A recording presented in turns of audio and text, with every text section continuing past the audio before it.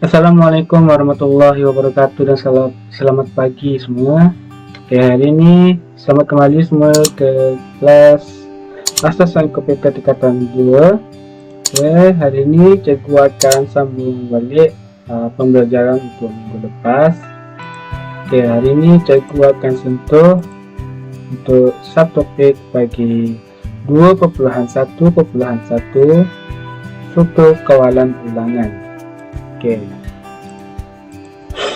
Oke, untuk standar pembelajaran kita pada hari ini adalah 2.1.1 menulis pseudocode dan melukis carta alir menggunakan struktur kawalan ulangan for will do dalam penyelesaian masalah.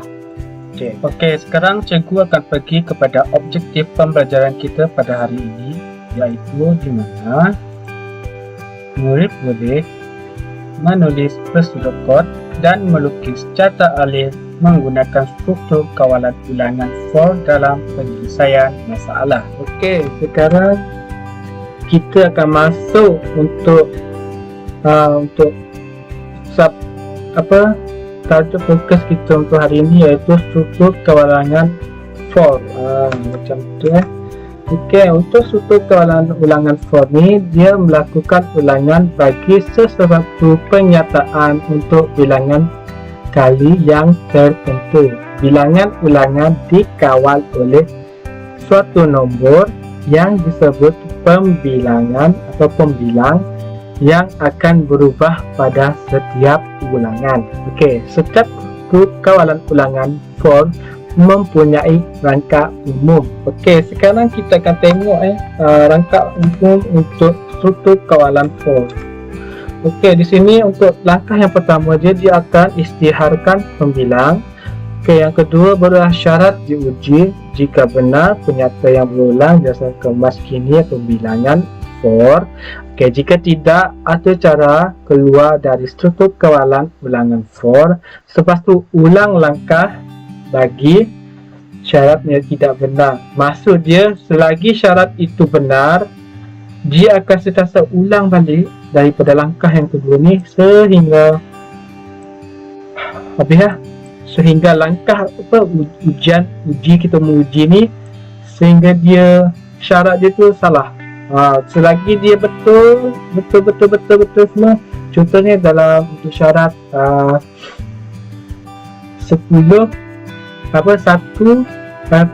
pengurangan pengiraan daripada kurangnya daripada 10. Okey, untuk 10 selagi pengiraan tu tidak sampai nombor 10, dia akan ulang balik pengiraan ikut langkah-langkah yang telah dilaksanakan dari awal sehinggalah pengiraan itu lebih besar daripada 10. Okey, seterusnya kita akan tengok contoh pseudocode dengan carta alir untuk formnya. Okey, sekarang kita tengok struktur gajah menunjukkan pseudocode dan menunjukkan carta alir bagi struktur kawalan ulangan yang berulang selagi pembilang kurang daripada 10. Ini bermakna kamu akan berulang sebanyak 10 kali. Okey, seperti apa yang cikgu terangkan tadi lah. Kita tengok. Okey, pembilangan 10 kali bermakna penyataan akan berulang sebanyak 10 kali. Okey, selepas 10 barulah kenyataan dia tu tamat. Okey, sekarang kita tengok pseudocode dia.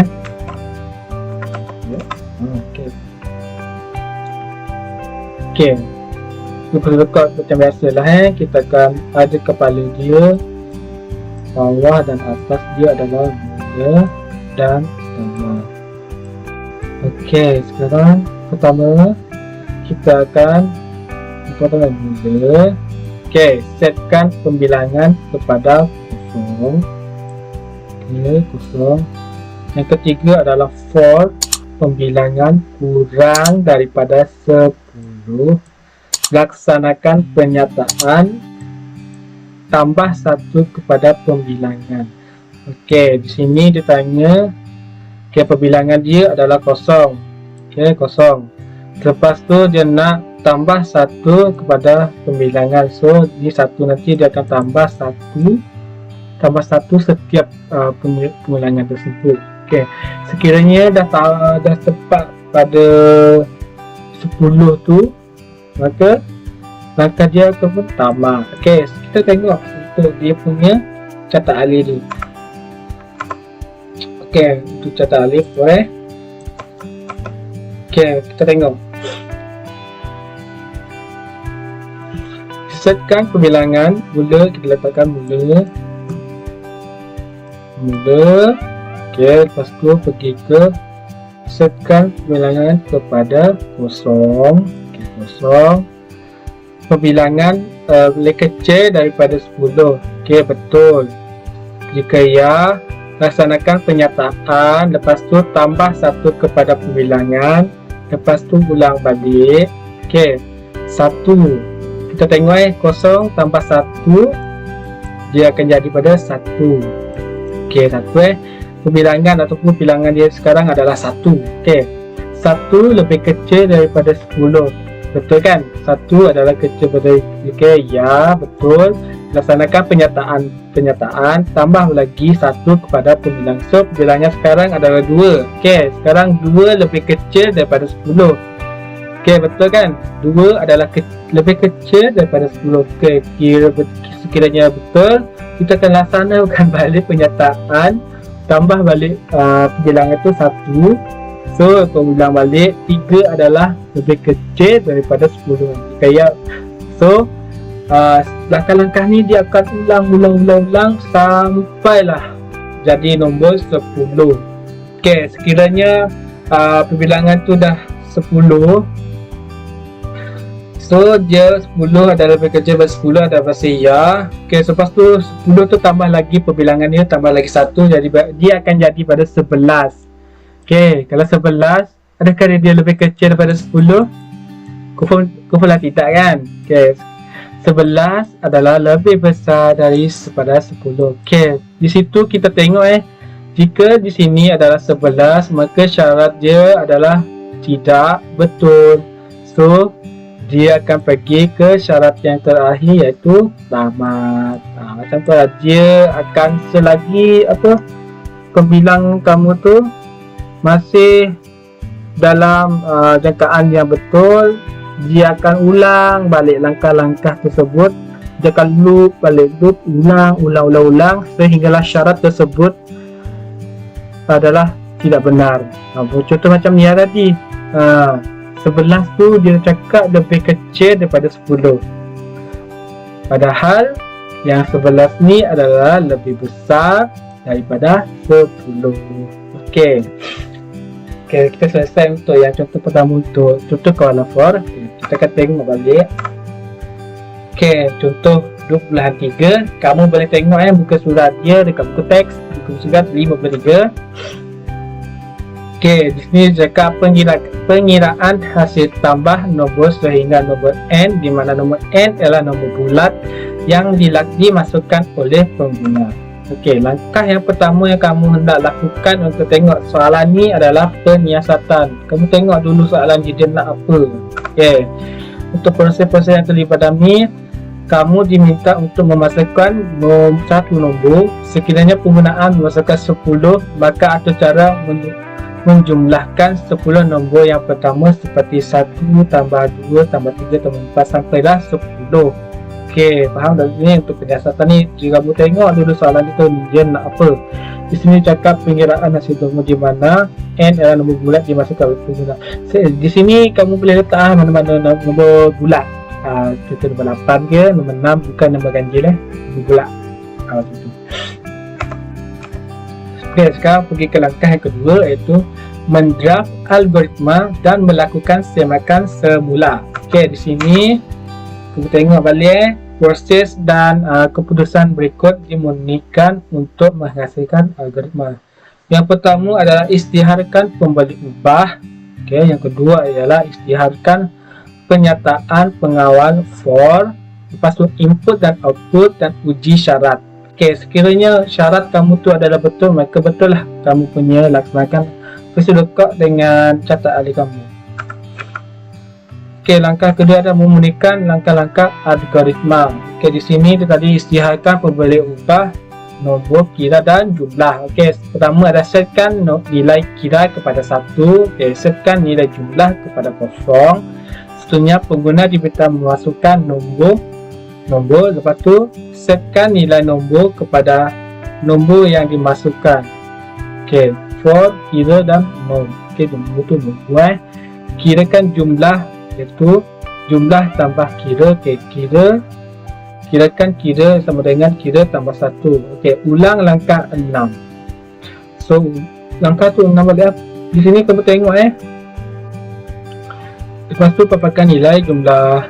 Selepas kamu tamat tu dia akan paparkan nilai jumlah tu. Okey, sekarang kita tengok isytiharkan pembalik ubah ni. Nom, kira dan jumlah ada 3 pembalik ubah. Ni kamu dapat tengok sini 3 pembalik ubah. Selepas tu ini adalah untuk syarat belum dia pengiraan dia ataupun ulangan yang nantilah. Jika pengiraan tersebut masih itu dia akan syarat dia. Ini adalah syarat pertama dia lah syarat untuk gelung. Gelung ni macam yang tadi bilang dia akan bilang betul-betul pengiraan tadi. Inilah kira. Lepas tu ni penyataan yang berulang. Okey, ni penyataan yang berulang. Okey, sekarang kita akan tengok menulis tersebut. Okey, yang pertama tadi adalah seperti biasa kamu akan letak mula dan di akhir dia adalah tamat. Okey, isytihar dia dengan pembalik ubah nom, kira dan jumlah. Lepas tu setkan nilai kira kepada 0. Setkan nilai jumlah kepada silap. Yang bertiga ni nilai kira dia adalah 1. Setkan nilai jumlah. Untuk yang 4 jumlah dia adalah 0. Okey, masukkan satu nombor. Okey, setkan nilai nombor kepada nombor yang dimasukkan. Okey, untuk kira. Okey, kira ni kamu letaklah nombor bulat kamu macam mana. Kamu nak letak nombor 10 di sini, nombor 8. So jumlah 10 sejumlah tambah kira. Okey, nombor di sini kira dia adalah 9. Kira 8 tambah 9. So nanti jumlah dia akan dapatkan adalah 10. Kamu just letakkan nombor bulat yang tak kamu letaklah ikut sesuai yang kamu nak. Sebab dia ni dia disetkan untuk pengiraan nombor bulat. Bukan tu kamu letakkan nombor jumlah lepas tu kira. Okey, sekarang kita tengok contoh lagi dia. Okay, yang pertama yang tadi adalah isytiharkan. Okey, yang pertama apa yang dia nak tadi itu adalah yang pertama. Okey, isytiharkan pembalik upah nom dan tak kali.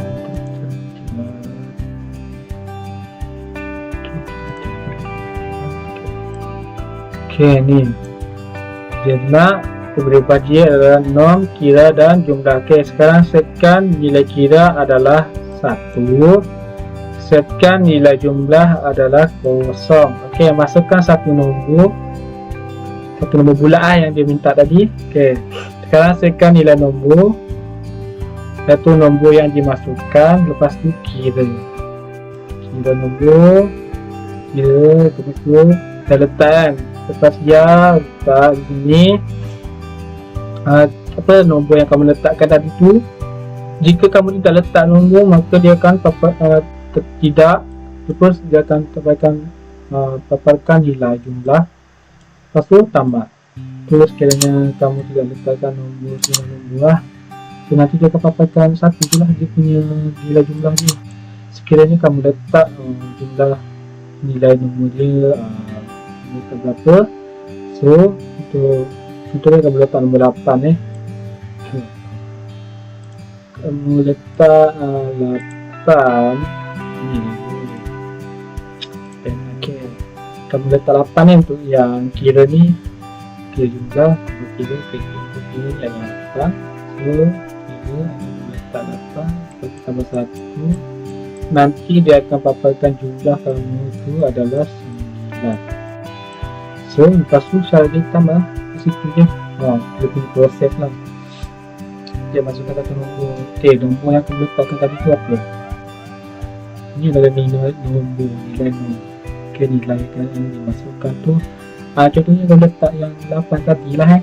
Lepas kamu letak tu, lepas tu kira nombor jika ya jumlah tambah kira, kira adalah 9 tambah 1. So selepas tu kira tu dia akan paparkan jumlah saja tambah.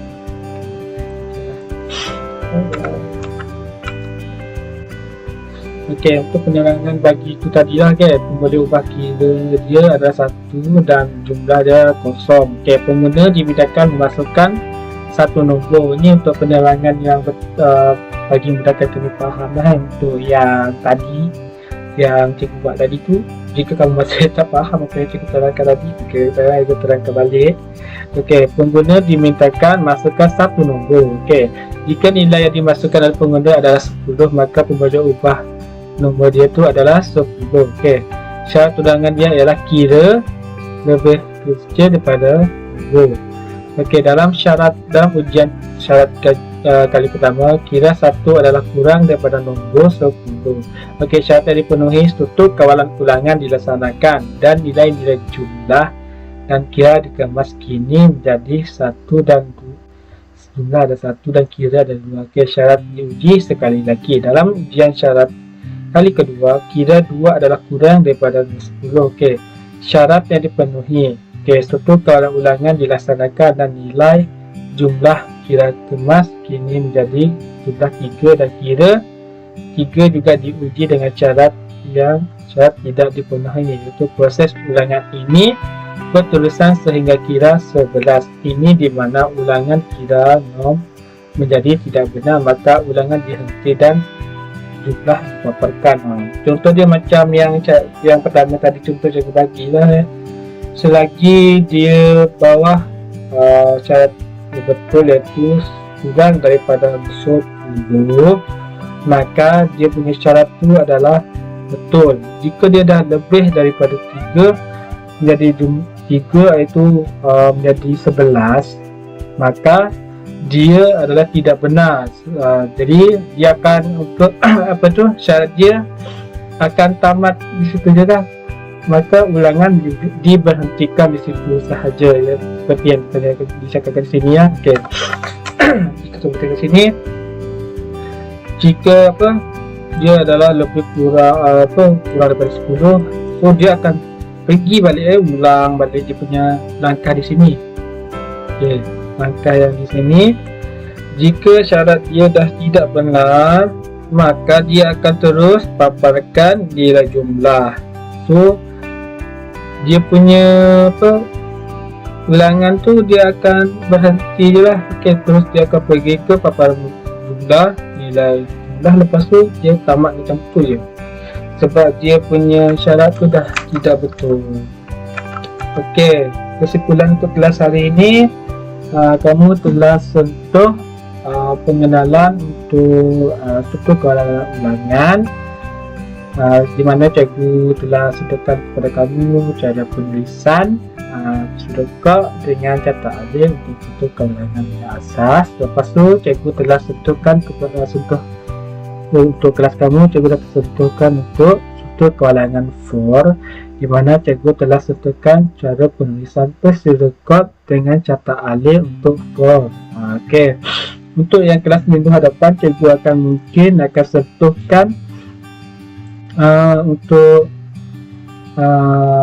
struktur kawalan yang seterusnya, iaitu Urdu. Okey, sebelum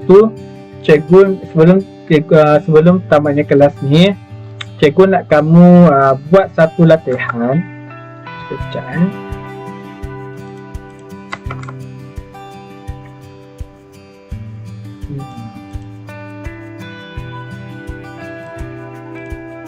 Oke. Sekarang kamu boleh buka buku teks kamu. Buku teks kamu. Oke. Kamu buat activity 2.3 di mana kamu adalah hasilkan prosedur kad dan masalah yang telah diberikan. Oke, sini kamu boleh buat activity 2.3 di dalam buku kamu, yaitu untuk yang tutur kawalan ulangan for. Oke, sebarang pertanyaan kamu ataupun kamu kurang paham, kamu boleh PM cikgu di WhatsApp seperti biasa. Kamu tanya soalan yang kamu kurang paham, nanti coba terangkan kepada kamu. Oke, sebarang pertanyaan ataupun apa masalah, kamu boleh PM cikgu lah. Oke, sekarang cikgu nak untuk kehidupan seharian kamu contohkan untuk sudut kodi, untuk yang untuk kawalan ulangan form. Dia pun boleh dapatkan dalam kehidupan seharian kita. Contohnya kamu masak nasi, contoh dia apa yang untuk algoritma ni dia memang mempengaruhi dalam kehidupan seharian kita. Okey, sampai di sini sajalah kelas untuk cikgu hari ini.